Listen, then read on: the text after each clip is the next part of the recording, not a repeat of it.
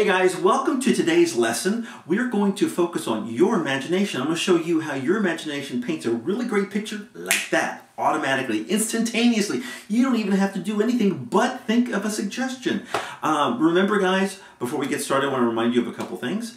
I have the one rule of writing. If you can think it, you can ink it. Writing is as simple as that, guys. Don't make it any more difficult than that, please, guys. And also don't forget to use your 5 senses, what you see, smell, hear, taste, and touch, and also the 5 W's, who, what, when, where, and why, and don't forget how, using all those together to generate ideas to paint a really great picture for your stories. Okay, now we're going to explore your imagination.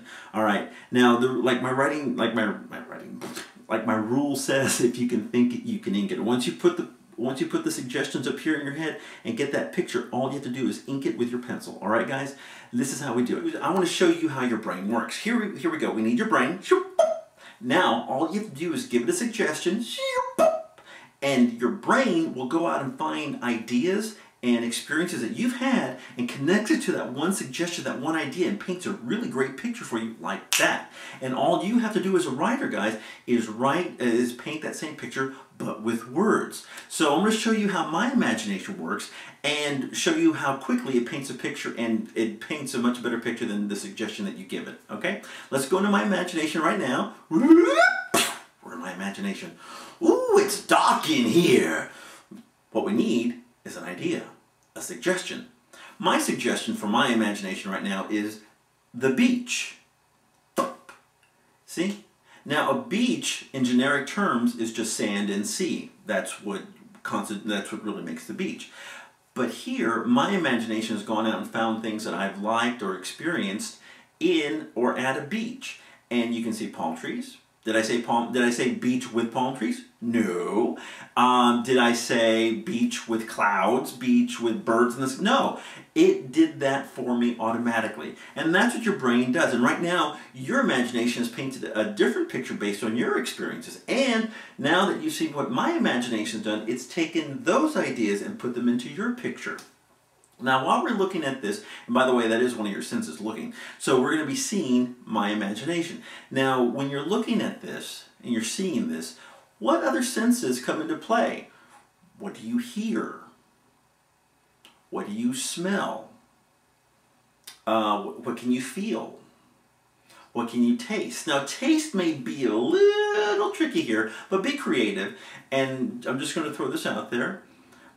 It doesn't have to be something you taste that you see in the picture, but something you could take to the beach. Maybe you're going there with a group, your family, having a picnic of some kind, maybe. Just throwing that out there.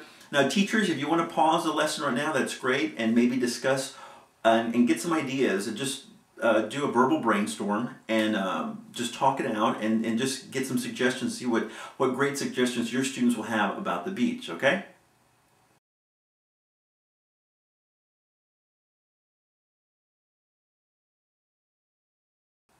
Okay, now that you've talked about the beach, now I want you to come up with your own list for a different location, okay? Here's a list of locations.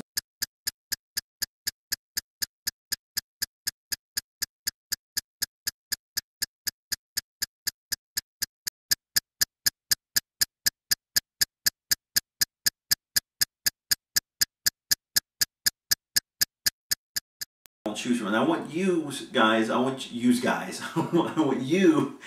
children, you students, I want you to pair off into groups, find a partner. That's what I want you to do. Find a partner and pick a location and use the 5 senses story window.